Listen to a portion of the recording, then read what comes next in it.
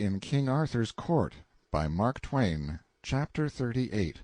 Sir Launcelot and Knights to the Rescue. Nearing 4 in the afternoon.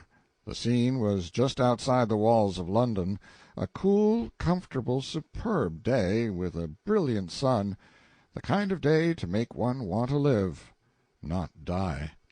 The multitude was prodigious and far-reaching, and yet we 15 poor devils hadn't a friend in it.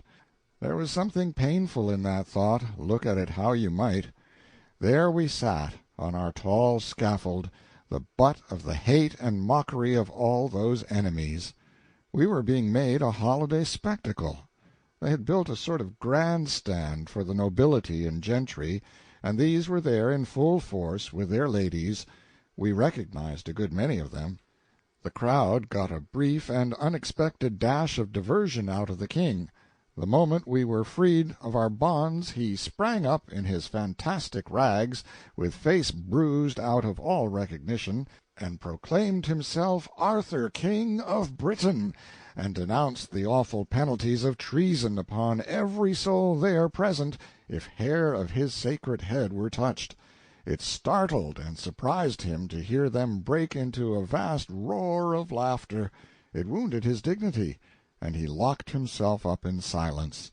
Then, although the crowd begged him to go on, and tried to provoke him to it by catcalls, jeers, and shouts of "Let him speak! The king! The king! His humble subjects hunger and thirst for words of wisdom out of the mouth of their master, his serene and sacred raggedness!"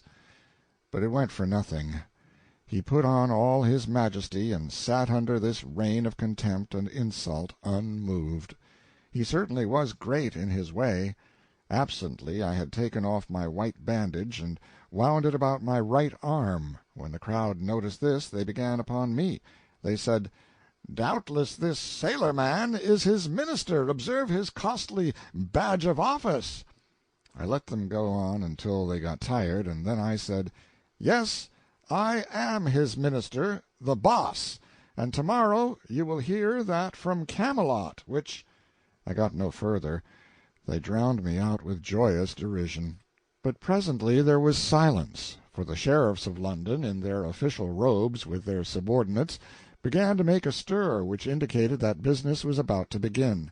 In the hush which followed, our crime was recited, the death-warrant read, then everybody uncovered while a priest uttered a prayer.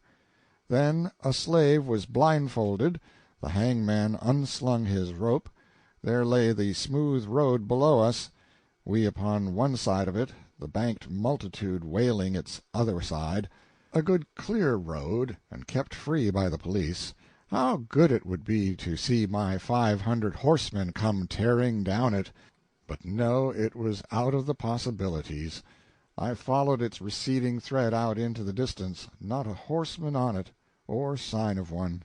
There was a jerk, and the slave hung dangling and hideously squirming, for his limbs were not tied. A second rope was unslung. In a moment another slave was dangling. In a minute a third slave was struggling in the air. It was dreadful. I turned away my head a moment, and when I turned back I missed the king. They were blindfolding him. I was paralyzed. I couldn't move. I was choking. My tongue was petrified. They finished blindfolding him. They led him under the rope. I couldn't shake off that clinging impotence. But when I saw them put the noose around his neck, then everything let go in me, and I made a spring to the rescue. And as I made it, I shot one more glance abroad. By George, here they came, a-tilting! 500 mailed and belted knights on bicycles! The grandest sight that ever was seen. Lord, how the plumes streamed, how the sun flamed and flashed from the endless procession of webby wheels! I waved my right arm as Launcelot swept in. He recognized my rag. I tore away noose and bandage and shouted, "On your knees, every rascal of you, and salute the king! Who fails shall sup in hell tonight!" I always use that high style when I'm climaxing an effect.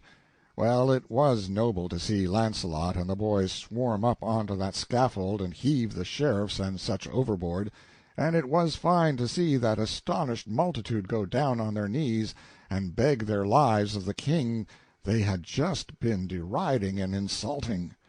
And as he stood apart there, receiving this homage in rags, I thought to myself, well, really there is something peculiarly grand about the gait and bearing of a king, after all. I was immensely satisfied. Take the whole situation all round, it was one of the gaudiest effects I ever instigated. And presently up comes Clarence, his own self, and winks and says, very modernly, "Good deal of a surprise, wasn't it? I knew you'd like it. I've had the boys practicing this long time privately, and just hungry for a chance to show off." End of chapter 38.